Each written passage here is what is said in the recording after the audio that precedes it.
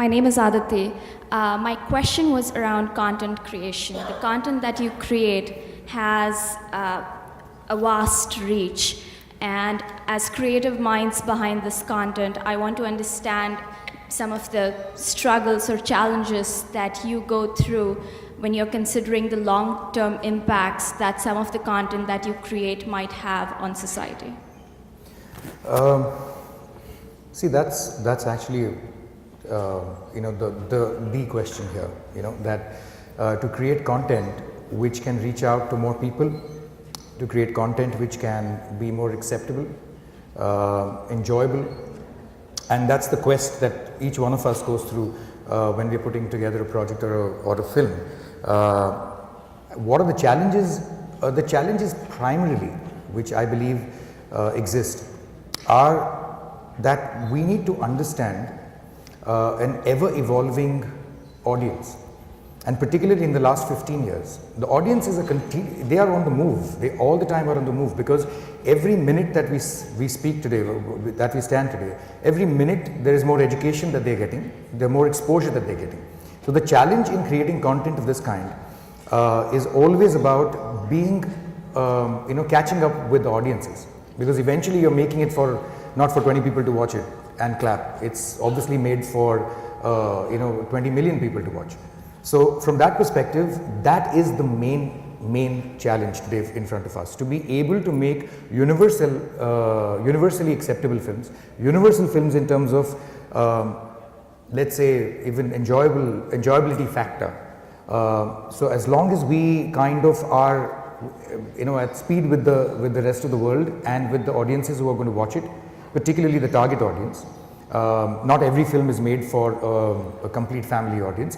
Some films are targeted at a particular audience, and you have to keep striving to make sure that you are relevant in today's day and time and for that particular audience. That to me is the biggest challenge.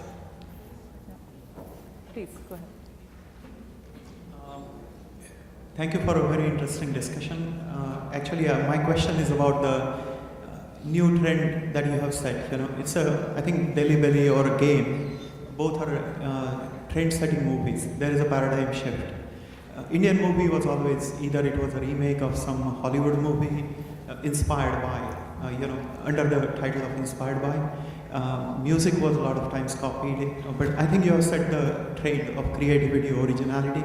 Thank you. I think that's probably the new age of entertainment, that people want that type of content which is not in the same format.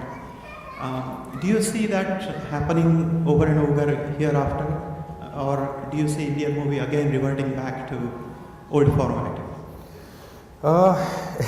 I really hope as hell that it keeps happening. But see, the answer to this question is not very simple, in the sense, India is sometime back I was attending a panel where somebody relevantly put this perspective, that India is not just one country. It's a whole lot of nations within a nation, and that we have to respect, because at the end of the day, there's a bodyguard which will work, which will show numbers which are astronomical, the biggest grosser of the decade probably. And at the same time, exactly during the same month, Delhi Belly releases and does very well from the perspective of the target audience that I'm talking about. So how do we explain that? You know what I'm saying? I think today there is, say, X amount of audiences that we have in the metros, and there is a 80% odd audience in the rural areas. And you have to respect that disparity, and you have to provide content for both of them. Slowly the education is changing that percentage. That 20-80 is kind of at some point hopefully will become 30-70, then it will become 40-60. But until that time, we'll have to make films like Bodyguard. I personally believe a film like Bodyguard or Ready are slightly regressive films where creative is concerned, where filmmaking or content creation is concerned. They are the same films. You look at that film and you say that, oh, this used to be made in the 70s, and why are we still making it? But I think we have to respect the fact that those films, the numbers cannot be, you cannot not look at the numbers. You can't avoid that. That is there. And that is a sign of the audience that we have. So both have to coexist for a little while until such a time comes that people kind of accept very widely, the Delhi Belly kind of films or Zindagi Na Milegi Dobara kind of films will be accepted far more. So. Go ahead. My point is very similar to what the last few people have commented. I feel that in India, the masses are very much influenced by the movies, as far as I know. And so it is a responsibility of the producers and directors, what content they are communicating. So I've been very, for example, let's take your movie. I feel it would have been equally interesting if the profanity was not there. So, and I feel it was hard to watch the movie because of that. So I feel that it is not only it's the matter of producing what the younger generation might like, but it's everybody watches the movies, so it is responsibility of the producers and directors to think about it. Yeah, true. My mother also said the same thing to me. No, but honestly, how do you grow as a filmmaker if you don't test yourself with, I agree with what you're feeling, but at the end of the day, it was always projected and marketed, and it was told to people what kind of film. So it wasn't promised to you that, oh, you're going to come in watching an out there entertaining, and it didn't have. So exactly what you see in the film was what was being communicated to you. So you had a choice as a adult citizen to decide whether I want to watch this movie or I don't want to watch this film.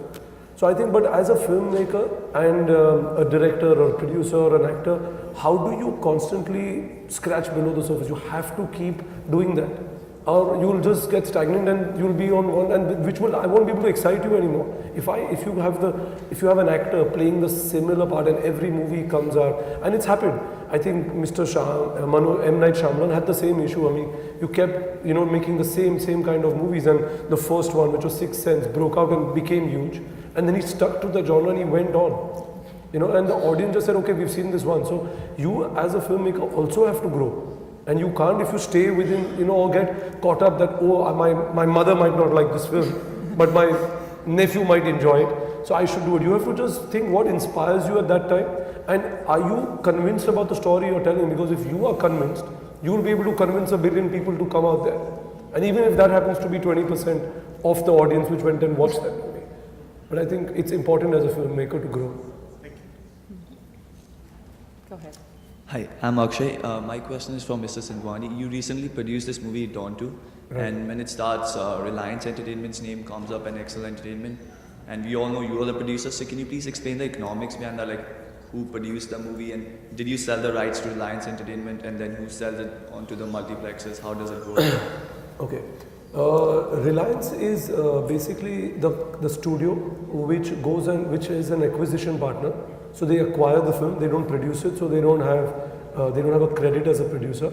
And the reason Excel Entertainment, because that's a policy we have, which Farhan and me have in our company, so I can only answer for that, is that we do not involve a studio while we are scripting our films, while we are casting it. So it gives us that freedom to go out and do a film like Honeymoon Travels, which every studio told me not to do, but I did it. Again, a film like Rock On, which every studio thought we were making because we wanted to talk of a rock band and Farhan wanted to act, so they actually thought we did that movie because of that. But when the movie went out there and it was released, they realized, okay, this is not because of that. So this is how we work. So if a studio wants to come and use any of our content to exploit, it has to be in association with Excel. That's the way we work. It's not the norm. A lot of other production houses do go to a studio to take their money to make it. Fortunately, we don't use studios' money. So our films are funded independently by ourselves or through our own sources or through a bank, which is on a debt. So it's serviced through interest, and you have to pay back the bank before you release the film. And on distribution, the platforms are pretty simple. So you either go to a studio, which is like Reliance or UTV or Disney or Fox or Sony. All of them are in India. and you give them the film for all verticals. So they have a right on TV, on theatrical, on music, and that's something they can use to recoup what they've paid you. So there are different models, and there are some films we go out there and just give it to them on a flat commission. But if to answer it correctly, I think these are independent films which are made without studios funding, which what we do under Excel. So like Dawn 2 got like 200 plus whatever crores. I don't remember properly. Don't believe everything you read. Oh yeah, I mean I'm not getting into the finances, whatever. So you get a royalty from the box office or something like that, or you Right. sell it for a flat, like whatever, like 100 CR or something to Reliance. No. What we did is the budget of the film of Dawn, if you are getting, I mean that is an example, was completely made independently again. Reliance had already got the rights to distribute it, but they charge a fee for distribution, and anything above that fee comes to us as towards our investment in the film. But we used Reliance's theatrical distribution network and give them a commission, and then everything you get, every rupee over and above that commission, it goes towards recouping the cost of production of the film.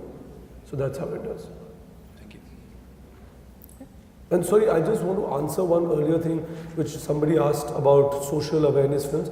I must tell you something interesting which has happened over the last 1 year, is that NFTC has commissioned or using filmmakers like us to come out and, because I think they've also realized that, these messages of social awareness is missing. So we in the last 3 months have actually used all the actors who we worked with. So there's Shah Rukh, there's Priyanka, there's most of the talent we worked with, to do 3 films which are purely made only for TV.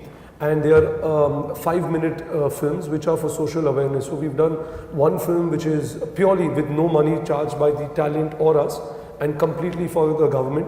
One is on adult literacy, because it's very important. We keep talking of our population, and but the only thing which we are not doing enough is educating them.